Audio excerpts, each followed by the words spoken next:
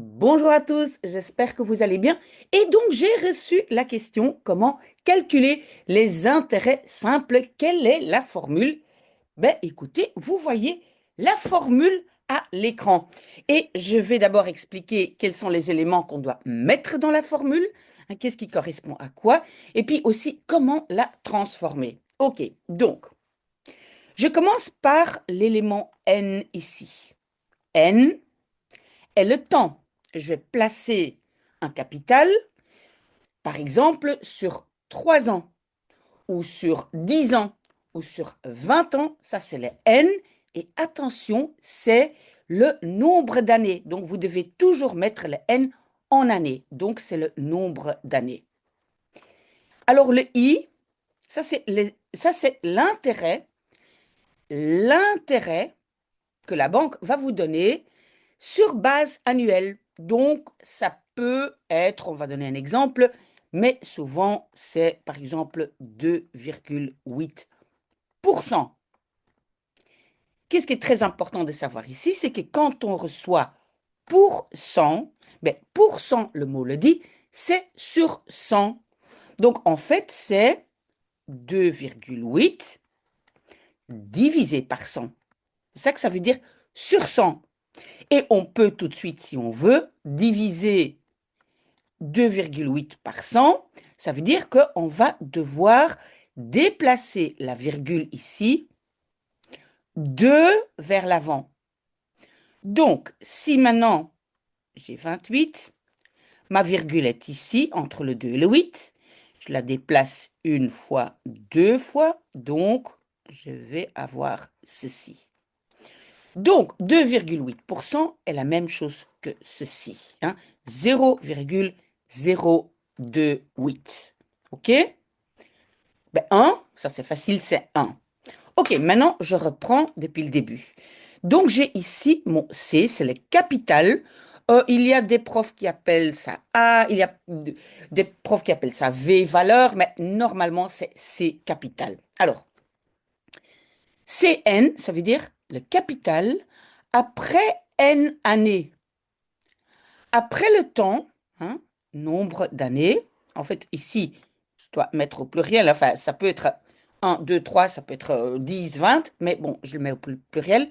Donc ici, le nombre d'années, ça c'est le petit n là.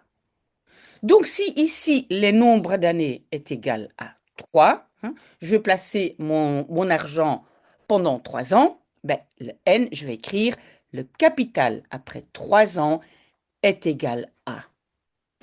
La seule chose qui me reste encore, c'est le capital du départ. Et comment j'écris départ? C'est 0. Capital 0, ça veut dire le capital que j'ai au départ. OK. Donc, ça veut dire, si maintenant je dois calculer le capital après 3 ans, je vais prendre mon capital du départ. Je ne sais pas, ça peut être n'importe quoi. On va dire, j'ai au départ 5 000 € que je veux placer à la banque. OK? Donc, je vais dans la formule ces zéros remplacés par 5 000 et je vais multiplier par, j'écris 1 plus, et puis j'ai les i, hein, le i que j'avais calculé, multiplié par le nombre d'années qui était 3, hein, la n était 3, voilà. Et quand je fais ce calcul, j'ai mon capital après 3 ans. Donc, au départ, j'avais 5 000, pardon, et après un certain nombre d'années, je ne sais pas, hein, on peut le calculer, c'est par exemple 5 200. J'ai gagné au total 200 €.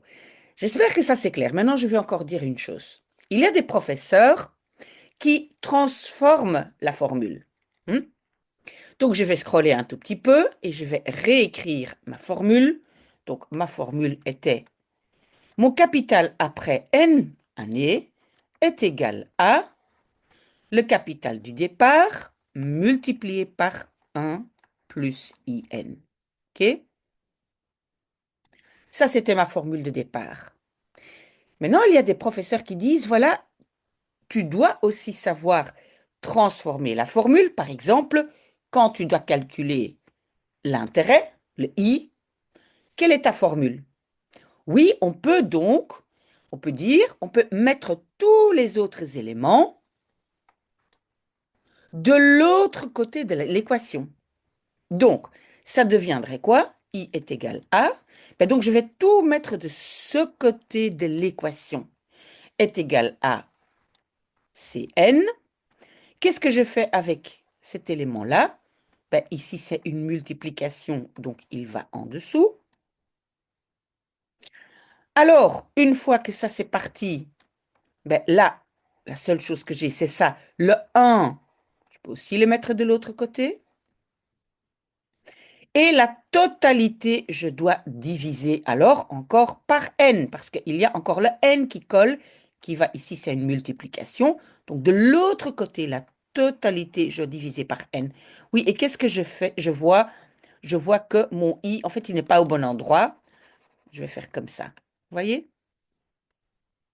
Ok, vous pouvez transformer la formule. Moi, je ne le fais pas. Moi, je ne le fais pas. Qu'est-ce que je fais? Je garde toujours ma formule du départ, celle-ci, et je mets simplement tous les éléments dedans. Et mon inconnu, mon i, ben, je vais bien l'isoler après. Ça dépend du professeur. Moi, je trouve ça plus facile pour ne pas se tromper, mais vous pouvez aussi essayer de transformer vos formules. Comme ça, vous pouvez aussi isoler le capital du départ, vous pouvez isoler le n, etc. OK? J'espère que c'est clair. Alors, encore une toute dernière chose, et je scrolle un tout petit peu. Si maintenant, on me dit, je fais un placement sur 10 mois, quel est alors le N? Parce que j'ai même pas un an. Alors, vous devez calculer les 10 mois sur 10 mois. J'ai au total combien de mois? Ben, j'ai 12 mois au total. Donc, je vais devoir faire une proportion de 10 mois sur 12. Et ça va me donner le nombre d'années. Donc, je fais vraiment avec ma calculatrice, et d'ailleurs, je vais le faire tout de suite. Donc, je vais faire 10 divisé par 12 et j'obtiens 0,83333, etc. Donc, vous voyez bien que j'ai ici, j'ai pas une année, hein. Si j'avais une année, il y aurait un 1 ici. J'ai ici euh, 0,8 d'une année. OK? Donc, faites très attention.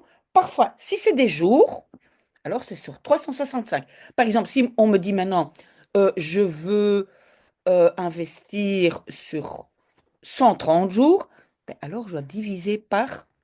Je dois calculer la proportion de l'année. Quelle partie de l'année? Si je vois ici 130, on va dire c'est plus ou moins un tiers. Donc je pense, quand je fais le calcul, je vais trouver quelque chose qui, voilà, plus ou moins. OK? Voilà, s'il y a des questions, n'hésitez pas.